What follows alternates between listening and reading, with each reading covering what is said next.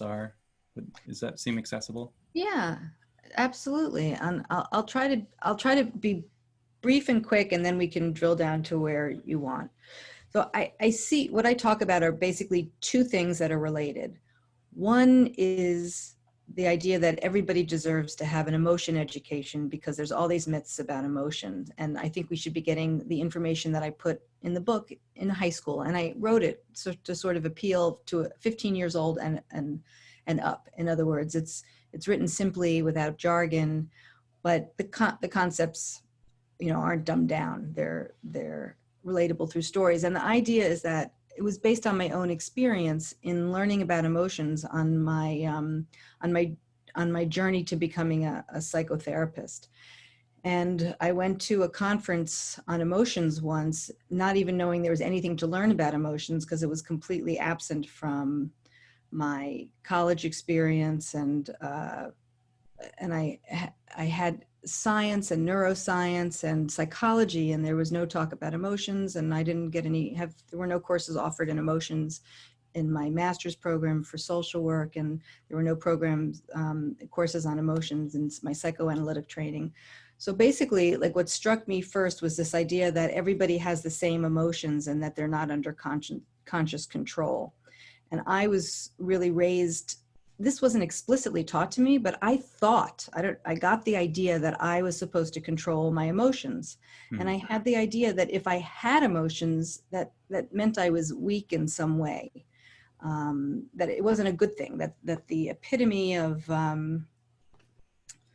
whatever, mental health, maybe, I don't know, was to kind of be like Mr. Spock from Star Trek, just to be very rational all the time. And so learning that emotions were wired in programs that served a purpose, an evolutionary purpose, that they weren't under conscious control. The only thing we can control is what we do with an emotion once they are set off in the brain. And that concept was just so refreshing to me. It immediately alleviated a lot of shame that I felt about who I was. And so I like to teach emotions I like just to teach a basic emotion education. The second thing I do is I teach AEDP, which is the type of therapy that I now practice after being trained conventionally in psychoanalysis and reading and learning about cognitive behavioral therapy, which is considered mainstream. Those are the two kind of mainstream therapies. I found this way of working that balances both the intellect, the thoughts that we have, which are very important, rational thought. And if we really want to feel our best, we have to get used to feeling emotions in the body, where emotions live. That was my second epiphany, that emotions are in the body. Well, of course they are. We feel them there. But until somebody taught me that in a class, I sort of never made that connection. And so AEDP is all about helping people work from disconnected or depressed or anxious states or symptomatic states of being, right? We don't really get into diagnoses. We just consider, that the goal is really healing, how to feel your best, to integrate the brain, and how you work your way down from being kind of trapped in your head with your symptoms to feeling comfortable in your skin.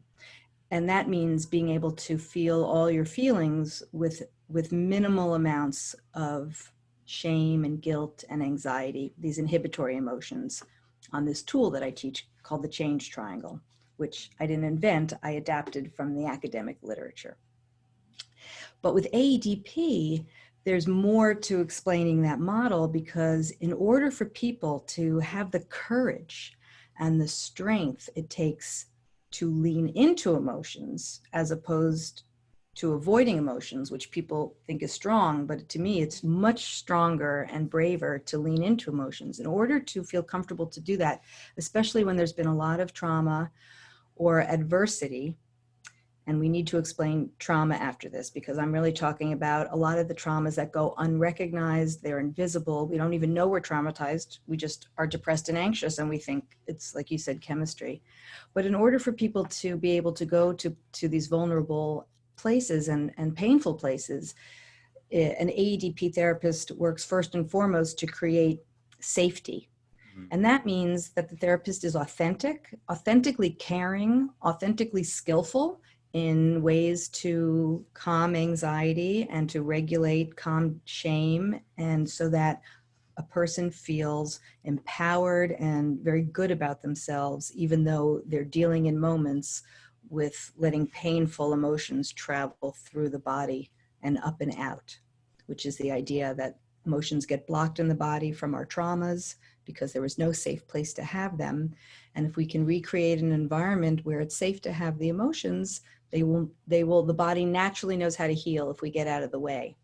And so that's what AEDP therapists do, is they help people process emotions from the past and the present, and use them for thriving, as opposed to just staying above water. That's my favorite part about that modality is, the concept that a person, when given the space and the space is knows how to heal itself. It's like almost built into the DNA of, that's so empowering. It's so like, it's the opposite of the depression that I experienced for so long. It's like, okay, now I can do something. Yeah, exactly. It is empowering, and we see the evidence of it. When you break a bone, or when you cut your skin, we heal. We don't have to do anything. The body just knows what to do. And it's similarly with emotions. And because I was a science nerd and I took a lot of physics and chemistry, I sort of understand that from a sort of a physics perspective, that there's a sort of balance and a homeostasis, a harmony where we're most energy efficient. And for science geeks out there, it's like the work of Bud Craig, who wrote, what was the name of his book? But it was about feelings. Oh, And okay. various other scientists, that they're just understanding much more about the science of emotions and how it works in the body. And evolutionary psychologists that want to understand why we have emotions, even positive emotions, are very important to sit with. And most people think, oh, I can have a positive emotion, but reliably, when I ask someone to actually tune in to something like joy or excitement, they change the subject as fast as you could say, snap your fingers. Because to stay with any feeling, especially something that makes us feel big and expansive, then all those societal messages come crashing through. Don't be too big for your britches. You're going to make somebody jealous, or you're going to make somebody angry at you. And again, it's all the same type of thing of building a capacity to experience ourselves in very profound and deep ways.